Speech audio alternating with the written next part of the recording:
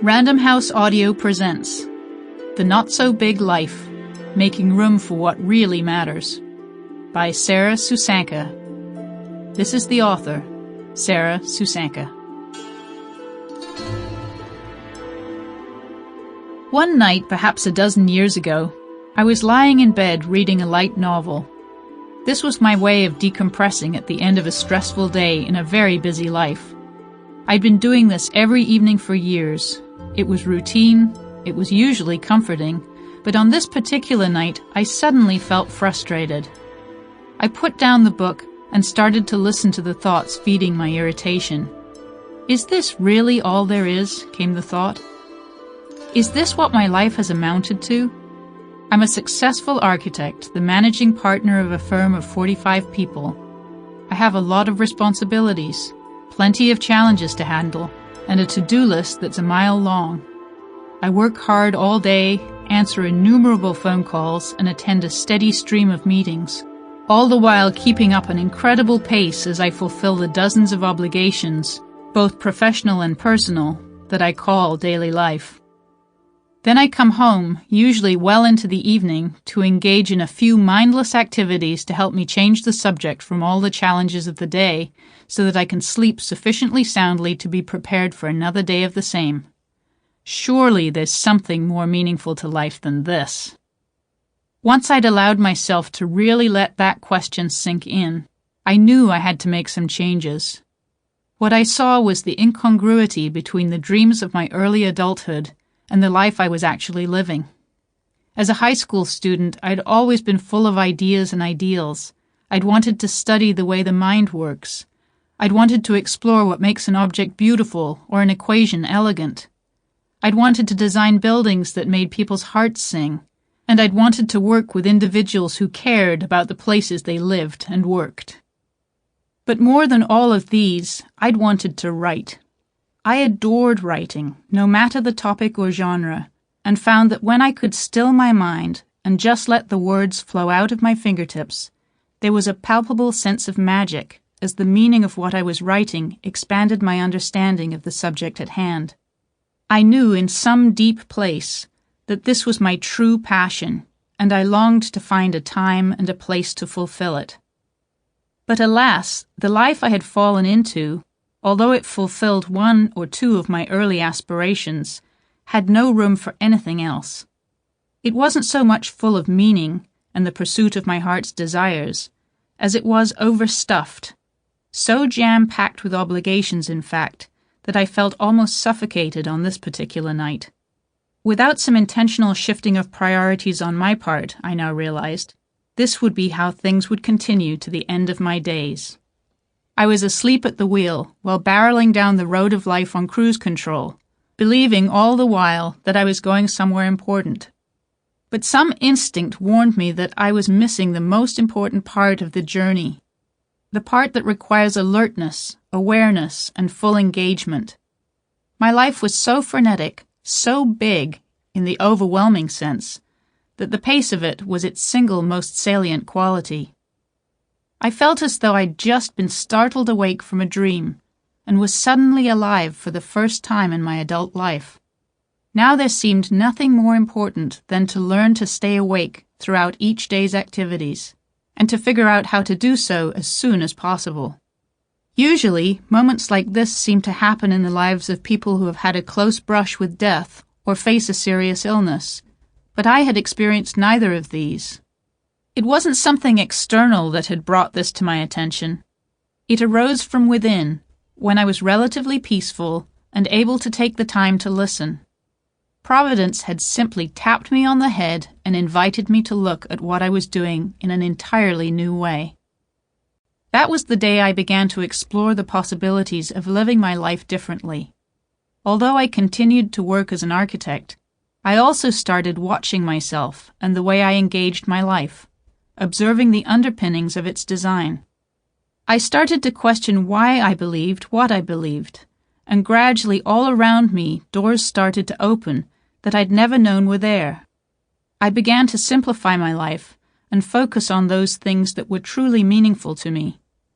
Among other things, I made the time to write, that long-neglected passion. It was only by moving with my heart's desire, a key player in Wide Awake Living, that the Not So Big House series of books was born. So in fact, it was my living a not so big life that gave rise to the idea of a house designed to inspire us daily, and it was by fully engaging in the writing process that the term not so big came to be. It flowed out onto the page without premeditation as I wrote that first book's introduction. That's how I came to understand something important through the process of writing that I hadn't realized I knew. But with the phrase committed to paper, I saw that it was exactly what was needed to explain our dilemma of scale, pace, and proportion, both in house design and in life. I'm no different from you. Any of us can wake up from the overstuffed lives we're leading and make room for what we long to have time for. It's possible to take the blur that is modern life, the obligations, the messages to return, errands to run, and family and friends to squeeze in there somehow, and slow it down so we can actually be there in what we're doing. It's possible to start living a not-so-big life of full, rich, vivid moments where everything that happens to us is experienced fully, and where spirit and connection have room to thrive. Just as I gave myself permission to explore beyond the normal boundaries of my particular career path, you'll discover that you too can pursue the aspects of your own nature that aren't being lived, but that yearn for liberation. Today, I'm using the process of living in this new way as the core of my life, and not, as you might imagine, my career as an architect or my career as an author. Those are the content or storyline of my life, but the process is what has allowed me to explore more and more of the potential I always knew was possible. That's the promise of a not-so-big life, and it's accessible to anyone with a desire to live a more meaningful life with an increased sense of balance and harmony.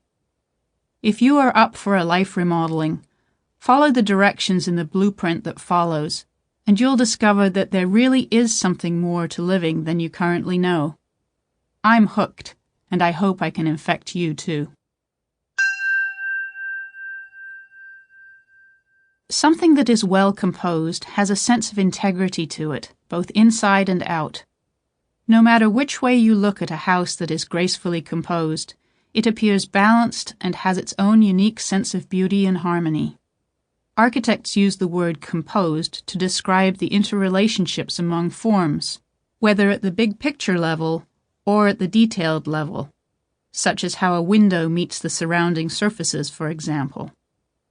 With many newer homes today, although the facade has usually been composed somewhat, having a fairly balanced and appealing face to the street, as soon as you move a few feet in either direction along the sidewalk, you discover that the sides could very easily belong to a completely different house. They haven't been composed in any way, and in fact often look like an accidental assemblage of parts that have simply been thrown together. It makes the house seem insubstantial and inauthentic, as though it's trying to be something that it's not. In our lives, the same can be true. How many people do you know who have a face that they show to the world out there, while just beneath the surface they're feeling empty and frightened, and not doing any of the things they yearn to be doing? A life that's well composed is one in which there's authenticity all the way through, a life in which the outer appearance and the inner substance match up. It's one in which you are living your passions and finding ways to express the beauty that you are.